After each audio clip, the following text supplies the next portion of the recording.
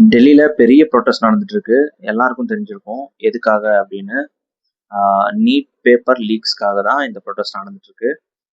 ஆக்சுவலா இதை யார் லெட் பண்றா அப்படின்னு பார்த்தா காக்ரோச் ஜனதா பார்ட்டி சிஜேபி. இது எங்க நடக்குதுன்னா ஜந்தர் மந்தர்ல நடக்குது.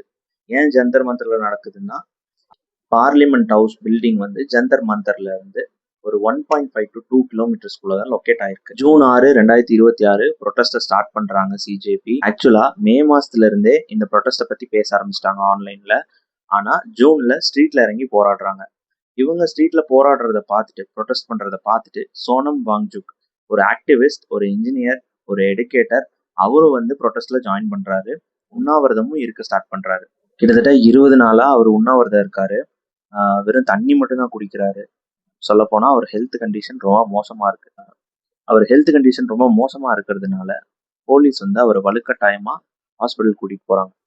ஸ்டூடெண்ட்ஸ் வந்து ப்ரொட்டஸ்ட்டை நிறுத்தல, ப்ரொட்டஸ்ட்டை கண்டினியூ பண்ணிட்டு தான் இருக்காங்க. ஆக்சுவலா ஒரு ப்ரொட்டஸ்ட் பண்ணணும்னா ப்ராப்பரா ரூல்ஸ் அண்ட் ரெகுலேஷன்ஸ் இருக்கு. அஃபிஷியல்ஸ் கிட்ட இருந்து பர்மிஷன்லாம் வாங்கணும். ஆனா ப்ரொட்டஸ்ட் பண்ற ஸ்டூடெண்ட்ஸ், அங்க இருக்கிற மக்கள் என்ன பண்றாங்கன்னா ஜூலை 20 அன்னைக்கு பார்லிமெண்ட் ஹவுஸை நோக்கி ஒரு மார்ச்சிங் நடத்துறாங்க. ப்ராப்பரா பர்மிஷன் வாங்க மார்ச்சிங் பண்றாங்க. இதனால பேரிகேட் எல்லாம் போட்டு போலீஸ் அவங்கள தடுக்க ட்ரை பண்றாங்க. தடுக்க ட்ரை பண்ணும்போது அங்க ஒரு பெரிய கலவரமே வெடிக்குது. இதுல என்ன விஷயம்னா கவர்மெண்ட்டை டிஃபெண்ட் பண்ற பீப்புள் இருப்பாங்க இல்லையா, அவங்க என்ன சொல்றாங்கன்னா ப்ரொட்டஸ்ட் பண்ணவங்க தான் பெப்பர் ஸ்ப்ரே அடிச்சாங்க ஃபர்ஸ்ட். அவங்க தான் கல்ல வீசினாங்க, பேரிகேடை உடைக்க ட்ரை பண்ணாங்க, அதனாலதான் லத்தி சார்ஜ் பண்ணாங்க போலீஸ்னு அவங்க சொல்றாங்க. ஸ்டூடெண்ட்ஸ் ப்ரொட்டஸ்ட் பண்றத டிஃபெண்ட் பண்ணி பேசுறவங்க என்ன சொல்றாங்க அப்படின்னா ஃபர்ஸ்ட் வந்து போலீஸ் தான் லத்தி சார்ஜ் பண்ணாங்க, மிஸ்பிஹேவ் பண்ணாங்க, அதனாலதான் ஸ்டூடெண்ட்ஸ்க்கெல்லாம் பாதிப்பாயிடுச்சு, அவங்களும் திருப்பி அட்டாக் பண்றாங்கிற மாதிரி சொல்றாங்க. இதுல எது உண்மைன்னு எக்ஸாக்டா தெரியாது. ஸோ அதை பத்தி பேச வேணாம், அதெல்லாம் விட்டுருவோம். ஒரு மாசமா ப்ரொட்டஸ்ட் பண்றாங்க ஸ்டூடெண்ட்ஸும் ப்ரொட்டஸ்டர்ஸும். கவர்மெண்ட் வந்து இந்த 1 மந்த்துக்குள்ளேயே ப்ரொட்டஸ்டர்ஸை கூப்பிட்டு என்னப்பா அவங்க கோர் டிமாண்டு அப்படின்னு சொல்லி அவங்க கிட்ட பேச்சுவார்த்தை நடத்திக்கலாம்.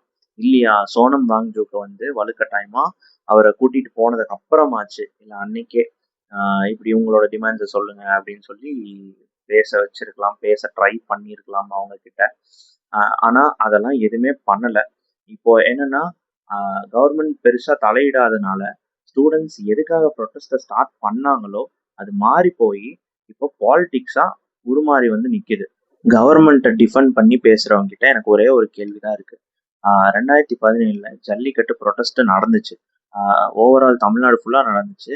இதுல சென்னையிலையும் கலவரம் ஆச்சு. என்னன்னா போலீஸ் லத்தி சார்ஜ் பண்றதுக்கு முன்னாடியே அவங்க கிட்ட வார்னிங் பண்ணியிருக்காங்க, எல்லாரையும் கலைஞ்சு போங்கன்னு சொல்லி போலீஸ் சொல்லியிருக்காங்க. ஒரு சில பேர் நாங்கள் போக மாட்டோம்னு ப்ரொட்டஸ்ட் பண்றதுல அந்த மெரினா பீச்லயே வந்து இருந்திருக்காங்க. அப்போ அவங்கள கலைக்கிறதுக்கு வேண்டி லத்தி சார்ஜ் பண்ண வேண்டிய நிலைமை ஆயிடுச்சு. லத்தி சார்ஜும் பண்றாங்க. அப்போ என்ன ஆகுதுன்னா போலீஸ் லத்தி சார்ஜ் பண்ணோடனே அங்க இருக்கிற ப்ரொட்டஸ்டர்ஸ் எல்லாம் சேர்ந்து போலீஸ் வேனை, பப்ளிக் டிரான்ஸ்போர்ட் எல்லாம் எரிச்சிட்டாங்க. ஏன் மெரினா பீச் கிட்ட இருக்கிற ஒரு போலீஸ் ஸ்டேஷனையே எரிச்சிட்டாங்க. கொஞ்ச நாளுக்கு முன்னாடி என்னாச்சு, பாகிஸ்தான் இந்தியா சண்டை வந்துச்சு.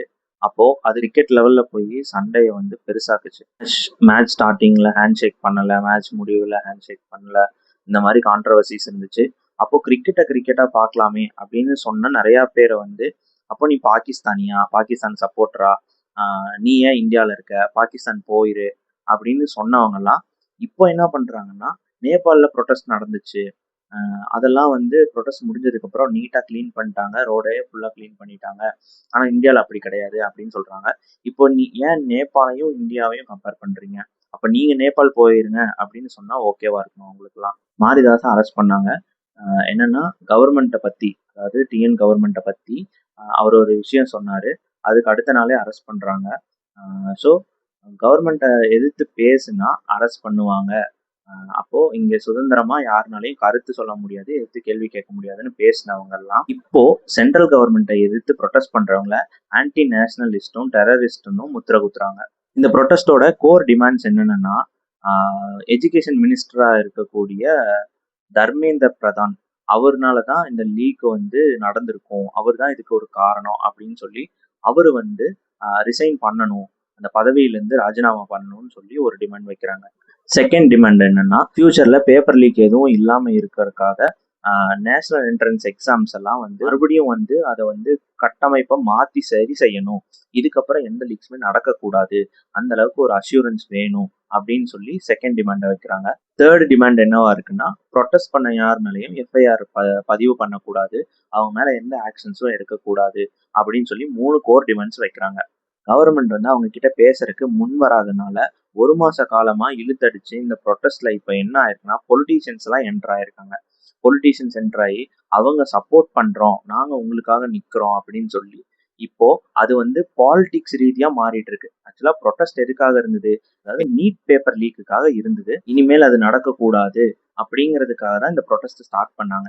ஆக்சுவலா இந்த பேப்பர் லீக்னால தமிழ்நாடு, ராஜஸ்தான், யூபி, மத்திய பிரதேஷ், குஜராத், உத்தரகாண்ட், டெல்லி, கோவா போன்ற ஸ்டேட்ஸ்லாம் வந்து இருக்கிற ஸ்டூடெண்ட்ஸ் எல்லாம் வந்து சூசைட் பண்ணியிருக்காங்க. அவங்களோட கவுண்ட் என்னன்னு பார்த்தீங்கன்னா 20லேருந்து 25 பேர் இறந்துருக்காங்க அப்படின்னு சொல்லி அஃபிஷியல் அனௌன்ஸ் பண்ணியிருக்காங்க. எல்லாம் நீட் வேணான்னு அவங்க சொல்லலை, ஃபேரான நீட் நடக்கணும் அப்படின்னு தான் சொல்றாங்க. நம்மள நிறைய பேர் ஃபினான்ஷியலா ஸ்டேபிளா இருப்போம், நிறைய பேர் ஃபினான்ஷியலா வந்து ரொம்ப ஸ்ட்ராங்கா இருப்பாங்க. நம்மெல்லாம் வந்து படிப்பு வரல, ஒரு விஷயத்துல ஃபெயில் ஆயிட்டோம் அப்படின்னா வேற ஃபீல்டு சூஸ் பண்ணிட்டு போறதுக்கு வாய்ப்பு இருக்கு. நீட் அப்படிங்கிறது வந்து ஒரு கஷ்டமான எக்ஸாம். நிறைய பேருக்கு வந்து டாக்டர் அப்படிங்கிறது வந்து கனவா இருக்கு. அந்த கனவு வந்து ஒவ்வொரு தடவையும் தட்டி போகும்போது அது அவங்கள ரொம்ப ஃப்ரஸ்ட்ரேட் பண்ணும். எல்லாராலையும் வந்து ஒரு விஷயத்த மனசார ஏத்துக்கிட்டு சரி ஓகே இந்த டைம் இல்லைன்னா என்ன, அடுத்த டைம் ட்ரை பண்ணலாம் அப்படின்னு சொல்லி ட்ரை பண்ற ஒரு வில் பவர் எல்லாருக்குமே வந்துடாது. ஸோ இந்த ப்ரொட்டஸ்ட் எதுக்காக ஸ்டார்ட் பண்ணாங்க, நீட் பேப்பர் லீக்குக்காக தான் ஸ்டார்ட் பண்ணாங்க. அதுதான் நம்ம இப்போ மெயின் கோலா வச்சிருக்கணும். அதை விட்டுட்டு உங்க தலைவர் பேசல, எங்க தலைவர் தான் பேசுறாரு, அவங்க தலைவர் பேசலன்னு நம்ம பாலிடிக்ஸ் பேசாம ஆக்சுவலா இந்த ப்ராப்ளம்க்கான சொல்யூஷனுக்காக நம்ம போராடலாம். ஆன்லைனா போராடலாம், இல்லை ஆஃப்லைனா போராடலாம். நீட்னு ஒன்று வேணும். இங்கிலீஷ் மீடியம், சிபிஎஸ்சி, ஐசிஐசியில் படிக்கிற ஸ்டூடெண்ட்ஸ்லாம் இங்கிலீஷில் ஃப்ளூயண்ட்டாக இருப்பாங்க. ஆனால் ஸ்டேட் லாங்குவேஜஸில் படிக்கிற ஸ்டூடெண்ட்ஸ்க்குலாம் வந்து இங்கிலீஷ் அவ்வளோ ஃப்ளூயண்ட்டாக இருக்காது. ஸ்டேட் லாங்குவேஜஸில் படிக்கிற ஸ்டூடெண்ட்ஸும் நீட் அட்டன் பண்ணுற மாதிரி கொஸ்டின்ஸ் எல்லாம் கட்டமைச்சா ஏழை எளிய குடும்பத்துல இருந்து கூட டாக்டரா நிறைய பேர் மாறலாம், சூசைட்ஸும் கம்மியாகும். இதுதான் என் கருத்து. உங்க கருத்து என்னன்னு நீங்களும் கமெண்ட் செக்ஷன்ல சொல்லுங்க.